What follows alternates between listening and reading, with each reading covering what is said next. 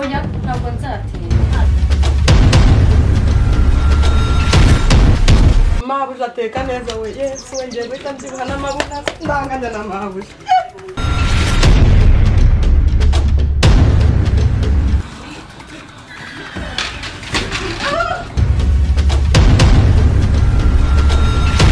Kumva nimero yawe nta kibazo ndaza kuvugisha sibyo? Sawa.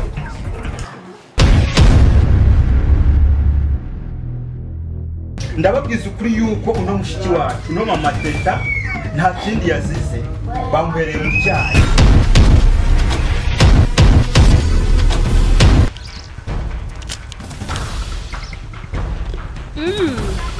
Ingana kiryoshye. Iki kijumbo kiraryoshye. Yego. Ibitiko. Uziko noneho baruroze kuva ku basazi kugera ku bandi.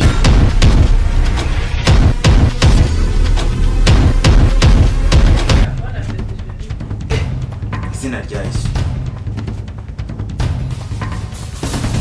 Peteroli.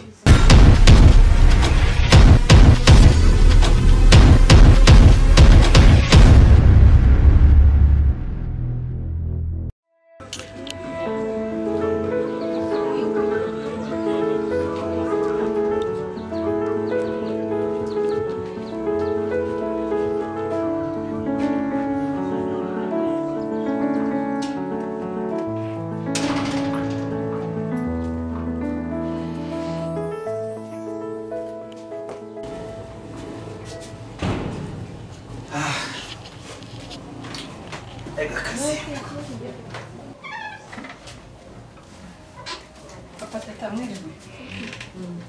Akazi kagenze neza.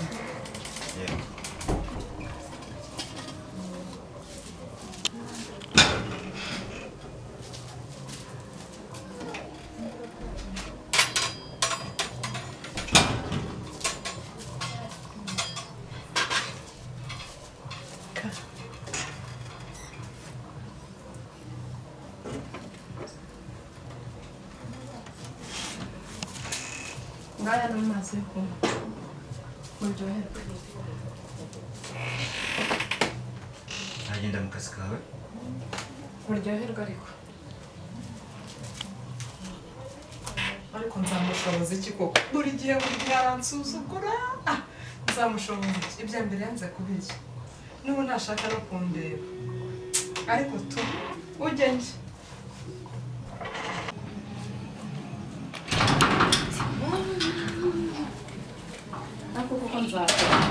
Uyu muntu ni ndukingwera. Ayiwe mabuja araje ko mbona nambaye gute. Ngo nzamufatishe koko nzakora iki. Wow, shiri waje. Karibu sheri. Nice to see you. Wow, thank you. Akazi kagenze neza. Akazi kameze neza rwose. Yona. Shirwa barira harana inde bashirika turabizi. Kushite hagera mama gayi harakana wa service yaragiye kurwana mu cyamurire. Subizi se. Nusi ko muri utarya. Ntabwo ndarya. Shiri nawe ntabwo kigira peti si kibazo ufite. Ibyo biryoshye bizi hano mukoze ndabagerageje. Yego. Ega n'ubundi biryoha bisanzwe. Tabizi ntabwo gikunda kurya ibiryo byinshi. Ariko nugerageza kagatoki ugerageze sibyo. Mubwiraza n'indi foke dusangire sheri. Oya njye. Oya harambiye. Ntumubamo bintu. Biraryoshye. None kuba tunasangiye. Bakira amazi namwe mabuja. Nta kibazo cyane. Nakushauri mwiza. Zabibwire wa nyoko bukwe. Rwose inka natanze. Ntabwo zapfuye. Siko rwose hari igihe mba numva nabanza kureka kurya nkabanza nkakwirebera. Ariko nakongera kuba umugore wanjye. Nkahita mpereza Imana icyubahiro. Avuga rwose ngo ntabwo Imana yanubu. Ariko rero nta kintu njya nibaza cyanyuriye wawe. Uzamukanirize. Iki se? Jemba mbona asigaye yambara ukuntu. kandi ukuntu yambara uri hano ntabwo ariko yambara iyo marengeye rwose mbabazi ko yaba yambaye bya bikanzu by'abakozi birebire sheri ndumva nawe uri murabeshe kandi wowe besheri ngo numubeshe kaka nakara keza no kuba araba yambaye ukundi kuntu byakumva kahita yambara ukundi bana yanjye rero rwose uzamuganirize ayagiye imico anambare neza ndaza kubyigaho urakoze rero ndabona amasaha yagiye reka shaka ukuntu nasubira mu kazi turaza gusubira nimugoroba ndagukunda kibizo sawa turavugana rwose mwana we umugabo wanjye amure neza namutekeye nibura amasaha ameze neza ndabona amasaha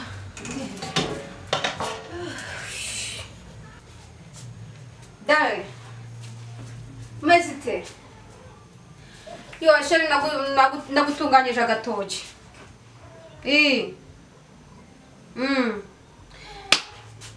Nta kibazo sheri ariko ubanguke kare uzi ukarye nta kibazo nagatetse neza noneho bya biri wigiraga nta peti ufite uyigire rwose sibyo sheri yo I love you sheri wow okay wako sheri kambaze mbaze nkubwire musawe urusharano ngiye kujya nyine hari ahantu ngiye kujya wa mukobwa w'inshuti yanjye yagize ikibazo ngiye kumureba byihuse nta kibazo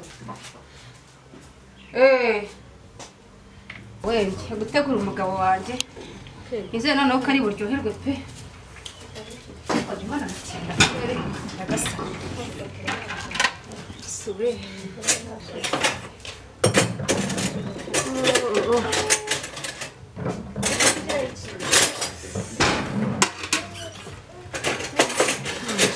noneho ibi biryo natabirya birambabaza byambabaza rwose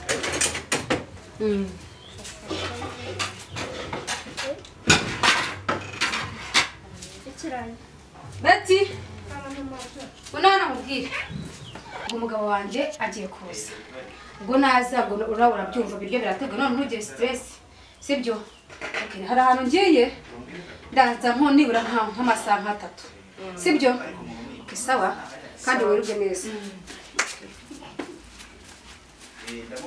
ukajya bajya simukeneye pfa kurenga gusa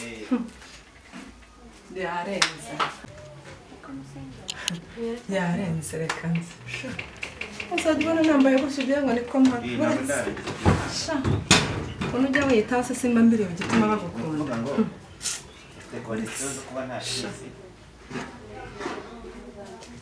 aho bukera nzasa n'amabuja tu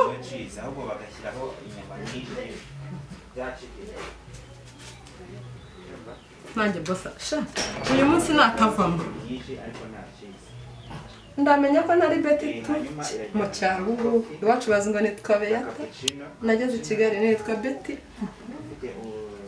ko bitaza neza ra ndebe ko boss ari bumbone nanjye akabona nabaye cyuki ariko ubundi nzakora iki gishoboka cyose kugira ngo ndebe ko namugeraho koko ariko tu uyu munsi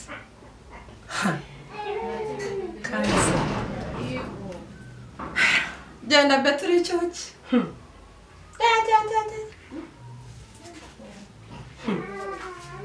maze kuba icyuki ngiye gukora iki gituma boss uyu munsi ari bubashe kundeba neza ibishoboka byose tu uyu munsi boss natandeba ndamenya noneho ko hari umukobwa we butaresha ndetse nze noneho ikintu ngiye gukurikizaho n'iki byibuze uyu munsi mabuja bamukubise murabona boss nkamwegukana kandi yahoranye peteroli arimo gucana ninyishyira mu biryo ndabona amagambo ndi bubwire boss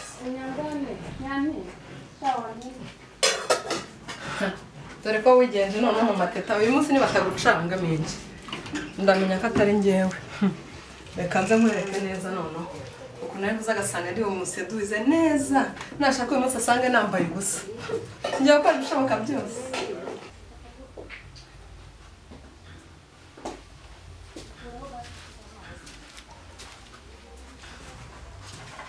umunaniro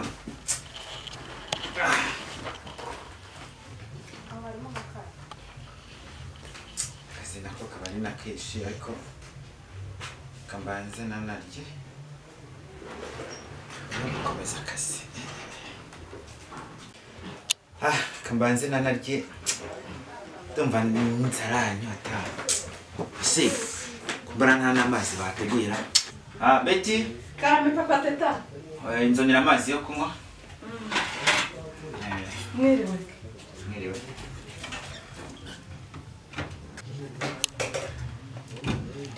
Kacira amazi boss.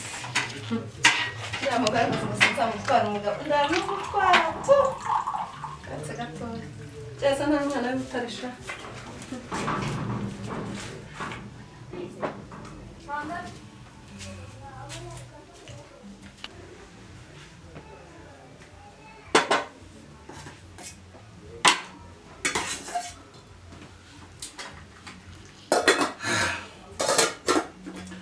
Mana urakoze kubwira ifunguro uduhaye maze twe turibonye ritunga umubiri nawe utunga ubugingo mu izina rya Yesu Kristo. Amina.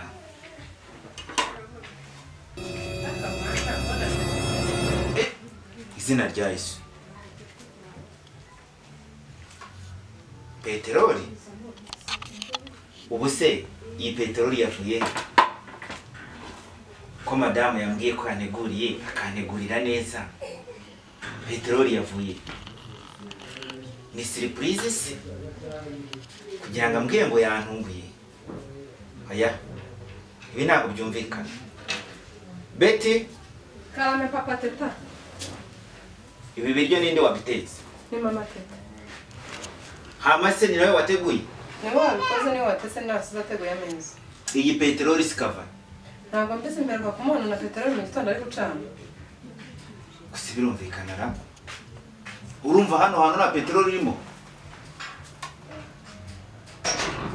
Irimo nyinshi ariko ikibazo se ko atari n'amasahani ko mba nayogeje neza. Ko izindi sahani atari ko bimeze n'ibikombe. Kirabura umushati ari kizima. Ibi biranyobeshya.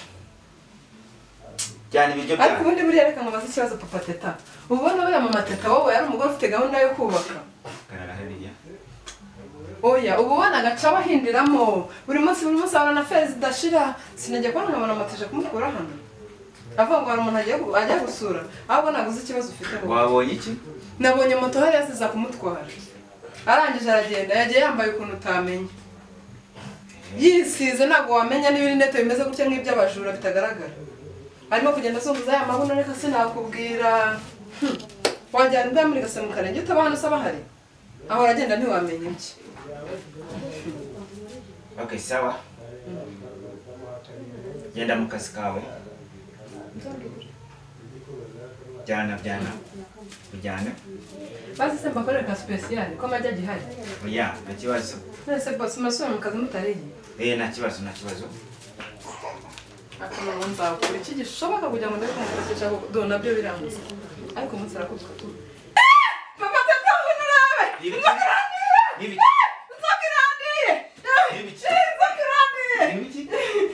Ndatambutse inzoka irangije iraza ngiye kumenya Inzoka sinzuki.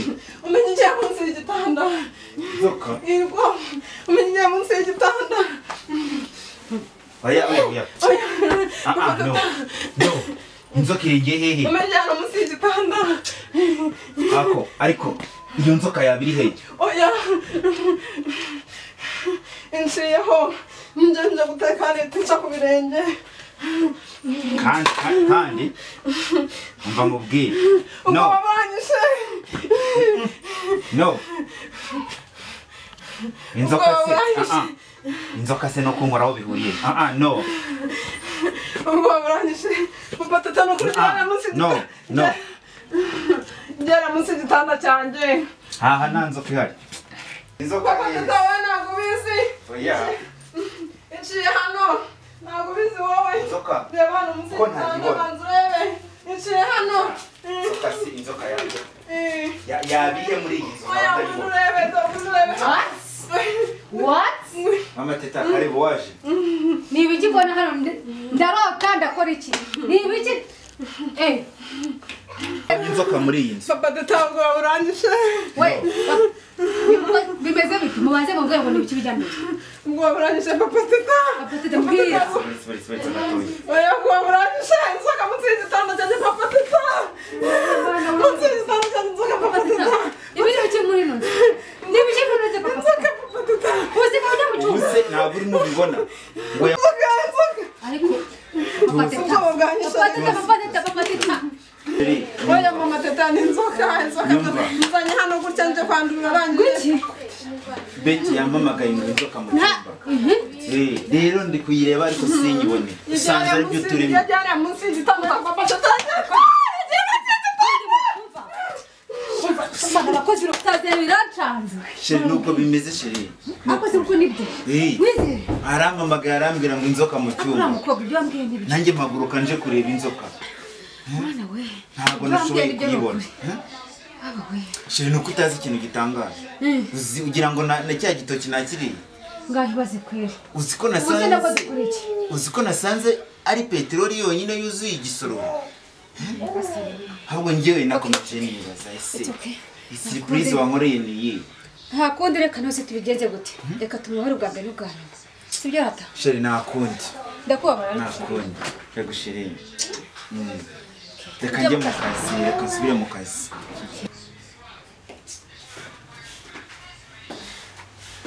sheri rero rwose ngiye mu kazi ngiye mu kazi nagize akazi keza ndatekereza yuko ndi buza nanone imeze neza tugakomeza kuganira kandi nizere ko ntawe natafite sheri